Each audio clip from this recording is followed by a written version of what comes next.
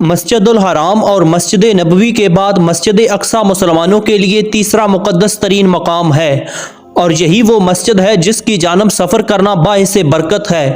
قبلہ اول کی حیثیت رکھنے والی مسجد اقصی کی سب سے بڑی فضیلت یہی ہے کہ نماز فرض ہونے کے بعد 16 سے 17 ماہ تک مسلمان اس کی جانب رخ کر کے نماز پڑھتے رہے۔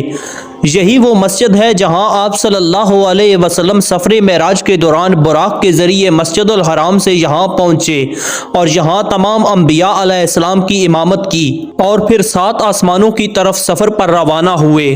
بیت المقدس کو یورپی زبانوں میں یروشلم کہتے ہیں، جس کا مطلب ہے وہ مبارک گھر جہاں گناہوں سے پاک ہوا جاتا ہے۔ یروشلم یا القدس شہر مسلمانوں، یہودیوں اور عیسائیوں تینوں کے نزدیک بہت مقدس مقام ہے۔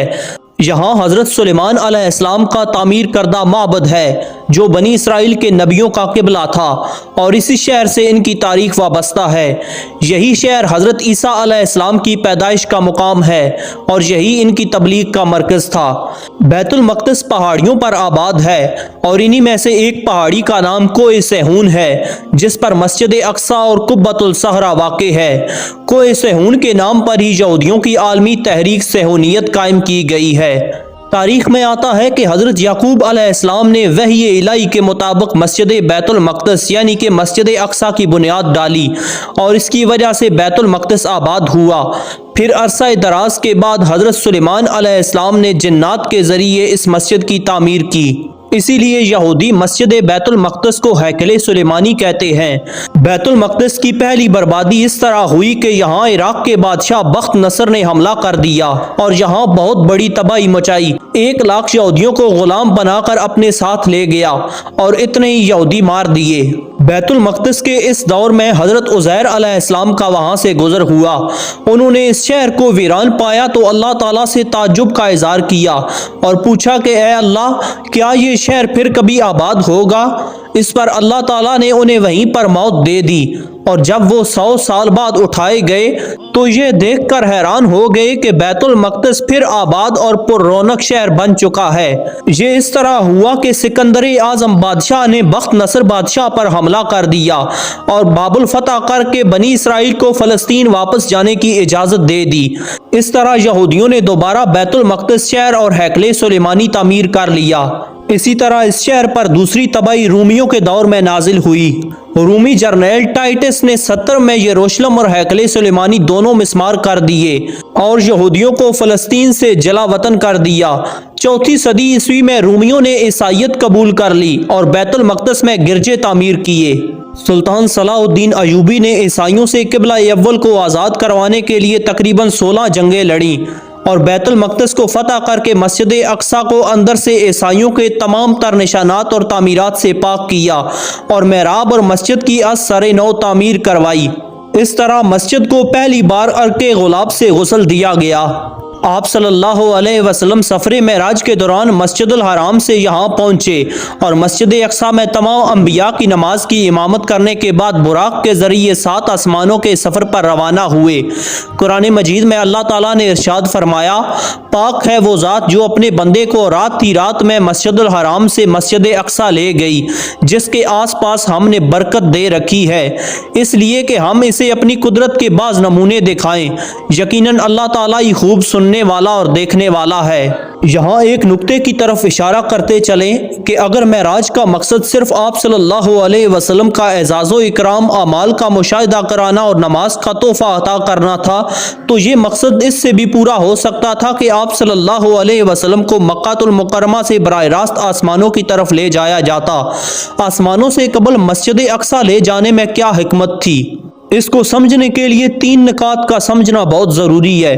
پہلا نقطہ یہ کہ اس دنیا میں جتنے بھی انبیاء کرام مبعوث ہوئے ان میں سے ایک اچھی خاصی تعداد ان انبیاء کرام کی ہے جن کی یا تو پیدائش بیت المقدس میں ہوئی یا ان کی بعثت اس علاقے میں ہوئی۔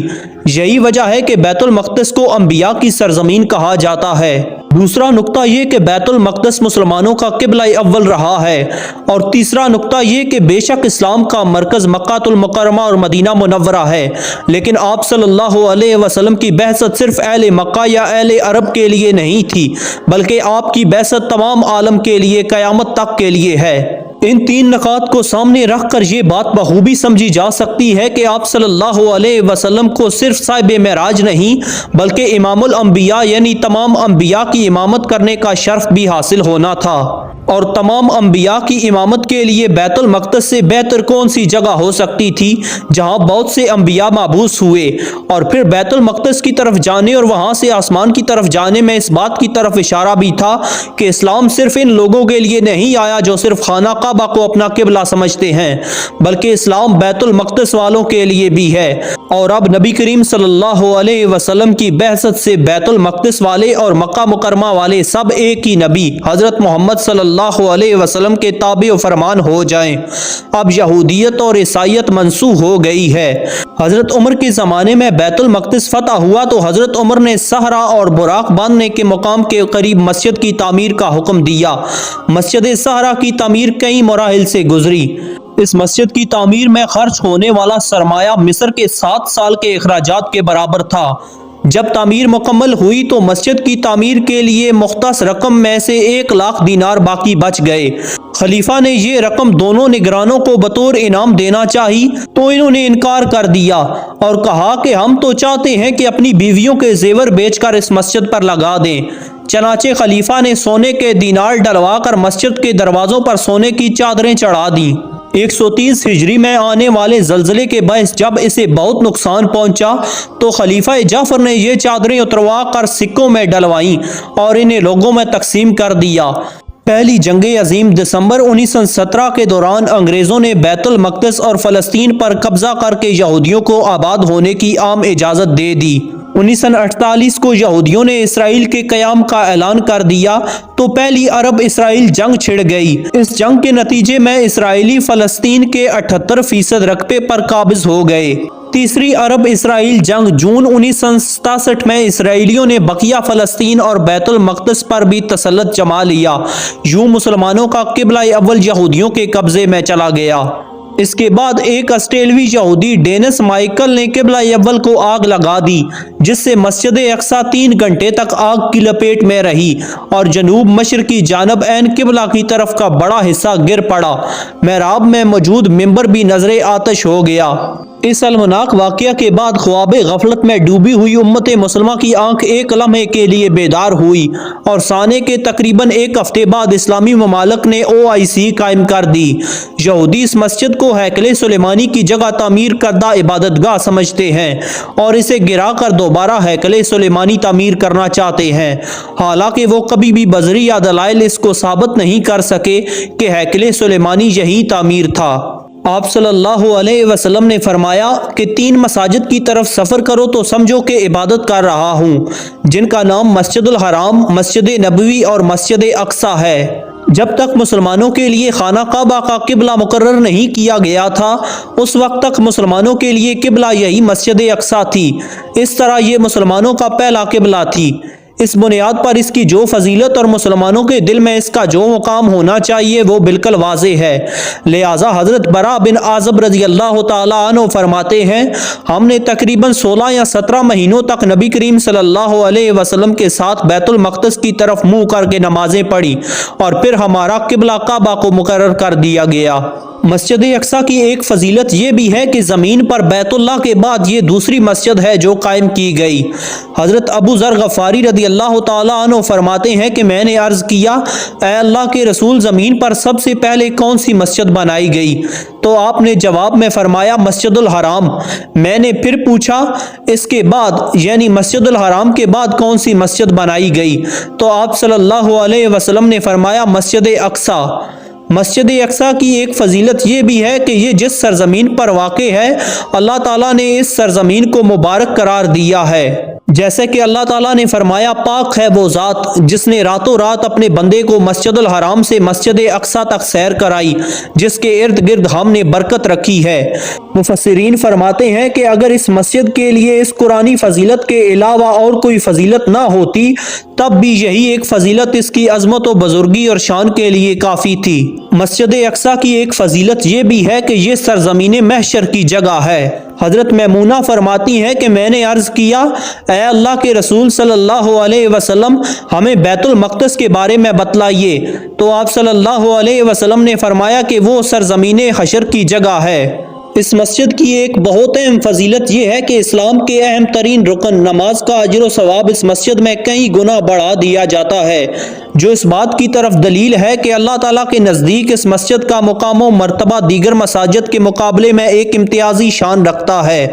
حضرت ابو ذر غفاری فرماتے ہیں کہ ایک مرتبہ ہم آپ صلی اللہ علیہ وسلم کے پاس بیٹھے ہوئے تھے اور اس موضوع پر گفتگو کر رہے تھے کہ رسول اللہ صلی اللہ علیہ وسلم کی مسجد یعنی مسجد نبوی کی فضیلت زیادہ ہے یا مسجد اقصی کی۔ یہ باتیں سن کر آپ صلی اللہ علیہ وسلم نے فرمایا میری مسجد میں پڑھی جانے والی ایک نماز مسجد اقصی کی 4 نمازوں سے افضل ہے۔ ساتھ ہی فرمایا ان قریب ایسا زمانہ آئے گا کہ لوگوں کو اگر گھوڑے کی ایک لگام کے برابر بھی کوئی ایسی جگہ مل جائے کہ جس سے وہ مسجد اقصی کی زیارت کر سکیں تو ان کے نزدیک یہ پوری دنیا سے بہتر ہوگی۔ یہ حدیث آپ صلی اللہ علیہ وسلم کی نبوت کی نشانیوں میں سے اور پیشنگوئیوں میں سے ہے۔ اس میں آپ نے اس بات کی طرف اشارہ فرمایا کہ ایک وقت آئے گا جب مسلمانوں کے دلوں میں اس مسجد کی قدر و قیمت بہت بڑھ جائے گی اور اس مسجد کے بارے میں دشمنان اسلام کی عداوتیں بڑھ جائیں گی۔ ان کی عداوتوں کی وجہ سے مسلمان اس مسجد کے لیے ترسیں گے، حتیٰ کہ انسان یہ سوچے گا کہ کاش اگر مجھے گھوڑے کی لگام جتنی کوئی ایسی جگہ بھی مل جاتی جہاں سے میں مسجد اقصی کو دیکھ لیتا تو وہ اس خوشی کو دنیا بھر کی خوشیوں سے بہتر سمجھتا۔ مسجد اقصی وہ مقدس مقام ہے جہاں ایک ہی وقت میں تمام انبیاء علیہ السلام اکٹھے ہوئے اور آپ صلی اللہ علیہ وسلم نے ان کی امامت کروائی۔ مسجد اقصی ایک ایسی پاکیزہ جگہ ہے جہاں کانا دجال بھی داخل نہیں ہو سکے گا، جیسا کہ حدیث مبارکہ میں آتا ہے دجال 4 مقامات پر داخل نہیں ہو سکے گا: مکہ المکرمہ، مدینہ منورہ، بیت المقدس، مسجد اقصی اور طور کا مقام۔ جب حضرت سلیمان علیہ السلام بیت المقدس کی تعمیر سے فارغ ہوئے تو انہوں نے اللہ تعالیٰ سے 3 دعائیں کی: یا اللہ میرے فیصلے تیرے فیصلے کے مطابق درست ہوں، یا اللہ مجھے ایسی حکومت عطا فرما کہ میرے بعد کسی کو اس طرح کی حکومت نہ ملے، یا اللہ جو آدمی اس مسجد میں صرف نماز پڑھنے کے ارادے سے آئے وہ گناہوں سے اس طرح پاک ہو جائے جیسے وہ اس دن گناہوں سے پاک تھا جب اس کی ماں نے اسے پیدا کیا تھا۔ آپ صلی اللہ علیہ وسلم نے فرمایا اللہ تعالیٰ نے سلیمان علیہ السلام کی پہلی 2 دعائیں تو قبول فرما لی ہیں کہ ان کا ذکر تو قرآن مجید میں موجود ہے، مجھے امید ہے کہ ان کی تیسری دعا بھی قبول کر لی گئی ہوگی۔ اسی طرح فرمایا کہ قیامت کی 6 نشانیاں شمار کر لو، ایک میرا اس دنیا سے جانا، پھر فتح بیت المقدس۔ نبی کریم صلی اللہ علیہ وسلم نے فرمایا میری والدہ نے خواب دیکھا تھا کہ ان سے ایک نور نکلا جس سے شام کے محلات روشن ہو گئے۔ قیامت کے قریب جب فتنے بکثرت ہوں گے تو ایمان اور اہل ایمان زیادہ تر شام کے علاقوں میں ہی ہوں گے۔ فتنوں کے زمانے میں اہل اسلام کے مختلف علاقوں میں مختلف جماعتیں اور لشکر ہوں گے۔ اس دور میں آپ صلی اللہ علیہ وسلم نے شام اور اہل شام کے لشکر کو اختیار کرنے کی ترغیب دلائی کیونکہ اس دور میں ان کی حفاظت کی ذمہ داری اللہ تعالیٰ نے لی ہوگی۔ یہ امام مہدی اور حضرت عیسیٰ علیہ السلام کا لشکر ہوگا۔ اسی طرح فرمایا کہ آخری وقت زمانہ قرب قیامت میں خلافت عثمانیہ کا مرکز و محور ارض مقدسہ ہوگی۔ حضرت عیسیٰ علیہ السلام کا نزول بھی انہی علاقوں دمشق کے مشرق سے سفید مینار کے پاس ہوگا۔ حضرت عیسیٰ علیہ السلام دجال کو باب لد کے پاس قتل کر دیں گے۔ باب لد فلسطین کے علاقے میں بیت المقدس کے قریب ہے جس پر اسرائیل نے قبضہ کیا ہوا ہے۔ فتح یاجوج و ماجوج کی ہلاکت اور انتہا بھی بیت المقدس کے قریب جبل الخمر کے پاس ہوگی۔ احادیث مبارکہ کے علاوہ قرآن مجید میں اللہ تعالیٰ نے ارشاد فرمایا اور ہم نے ابراہیم اور لوط علیہ السلام کو ارض مبارک میں نجات دی۔ حضرت مریم اور عیسیٰ علیہ السلام کے متعلق اللہ تعالیٰ فرماتے ہیں ہم نے مریم اور اس کے بیٹے عیسیٰ علیہ السلام کو لوگوں کے لیے اللہ کی نشانی بنا دیا تھا اور ان کو ہم نے سکون اور میٹھے چشموں کی جگہ ٹھہرایا تھا۔ اکثر مفسرین لکھتے ہیں کہ اس سے مراد دمشق اور شام ہے جس میں بیت المقدس بھی شامل ہے۔ اللہ تعالیٰ سے دعا ہے کہ وہ امت مسلمہ اور بیت المقدس کی حفاظت فرمائے اور ہم سب کو بار بار بیت المقدس کی زیارت اور اس میں عبادت کرنے کی توفیق عطا فرمائے، آمین۔ ناظرین، اگر آپ کو ہماری یہ ویڈیو پسند آئی ہو تو ویڈیو کو لائک اور چینل کو سبسکرائب ضرور سے کر دینا، اور اگر آپ کی کوئی رائے ہو تو اس کا اظہار کومنٹ سیکشن میں ضرور کیجئے۔ اپنا بہت سارا خیال رکھیے گا، ساتھ ہمارے اس چینل کا بھی۔ اللہ حافظ۔